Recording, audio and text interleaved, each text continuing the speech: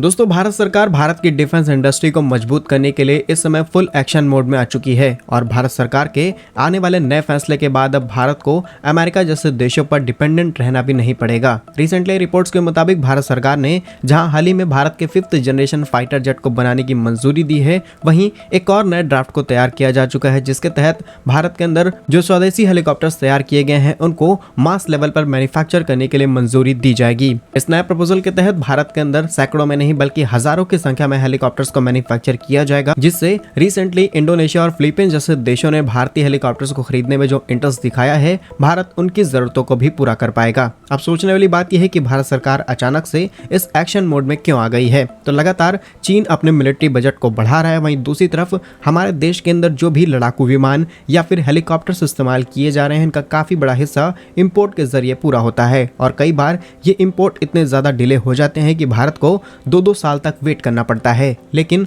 अब शायद ऐसा करने की जरूरत नहीं पड़ेगी। पूरी रिपोर्ट क्या है छोटे से वीडियो में समझते हैं, लेकिन भारत के इस नए डिसीजन के लिए इस वीडियो को छोटा सा लाइक और चैनल को सब्सक्राइब जरूर कीजिएगा। दोस्तों, रिपोर्ट्स के मुताबिक भारत के अंदर अभी करीब 22 अपाचे हेलीकॉप्टर्स का इस्तेमाल किया जाता है, जो कि अमेरिकन मेड हेलीकॉप्टर्स हैं। लेकिन शायद इतने हेलीकॉप्टर से भारत का काम नहीं चल पा रहा था, क्योंकि ये नॉर्मल हेलीकॉप्टर्स नहीं बल्कि एक तरीके के लड़ाकू हेलीकॉप्टर्स थे। इसीलिए साल 2020 में भारत की तरफ से करीब 4100 करोड़ रुपए का एक और ऑर्डर दिया जाता है हेलीकॉप्टर्स को मैन्युफैक्चर करने के लिए अमेरिका को, जिसे मेसा नाम की एक फैसिलिटी के अंदर अरिजोना में तैयार किया जा रहा है। लेकिन इनकी डिलीवरी मई महीने तक हो जानी है, लेकिन अभी भी इनमें काफी ज्यादा डिले होता हुआ नजर आ रहा है। इसलिए अब भारत सरकार ने फैसला लिया है कि भारत के अंदर स्वदेशी रूप से तैयार किए गए हेलीकॉप्टर, जिसका नाम है प्रचंड और इसका पुराना नाम है LCH, इसे बड़े स्केल पर प्रोड्यूस करने को मंजूरी दी जाएगी और इसका ड्राफ्ट लगभग पूरी तरीके से तैयार हो चुका है। इसको बनाने में सबसे बड़ी पार्टिसिपेशन कंपनी रहेगी हमारी HAL यानी कि हिंदुस्तान एरोनॉटिक्स लिमिटेड, जिसके द्वारा इसे डिजाइन और डेवलप भी किया गया है। भारत की तरफ से तैयार किया गया ये हेलीकॉप्टर भारत की सभी भौगोलिक परिस्थितियों को ध्यान में रख करके तैयार किया गया है, जहां पर हम